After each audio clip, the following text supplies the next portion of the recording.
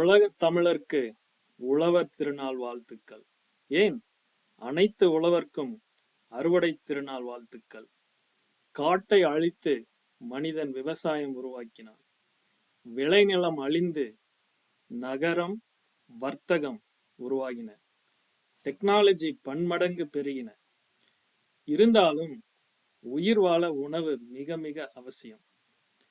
நம்ம போறோம், கார்ப்பரேட்டை குறை சொல்றோம், அங்க கிடைக்கிற பொருள் தரமானதா இல்லை, குவாலிட்டி சரியில்லை, அதில் கெமிக்கல் கலக்கிறான், இல்லை பிளாஸ்டிக்ல அரிசி பண்றான், இப்படி நிறைய கம்ப்ளைண்ட் பண்றோம்.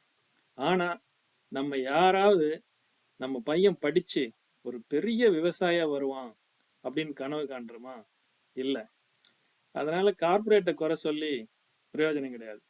நம்ம தான் முடிஞ்ச வரைக்கும் தோட்டம் அமைச்சு நம்ம உணவு தேவையை ஓரளவுக்கு பூர்த்தி செஞ்சுக்கணும். இப்ப நிறைய விவசாய முறைகள் வந்துருச்சு. ஒருங்கிணைந்த பண்ணை, அதாவது 5 அடுக்கு 7 அடுக்கு அந்த மாதிரி முறைகள் வந்திருக்கு. இல்லை கையில காசு இருக்குன்னா ஃபார்ம் ஹவுஸ் அந்த மாதிரி வாங்கி போட்டு அதை சுற்றி தோட்டம் போடலாம். அப்படியும் இல்லைன்னா நம்ம வீட்டுக்கிட்ட இருக்கிற இடத்துல தோட்டம், காய்கறி அந்த மாதிரி போட்டு வளர்க்கலாம்.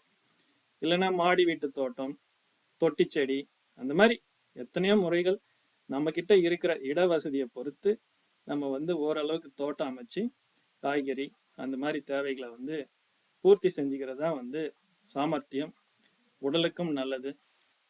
எனவே முடிந்தவரை தோட்டம் அமைப்போம், உடல் நலம் காப்போம், தொடர்ந்து பொங்கல் கொண்டாடுவோம்.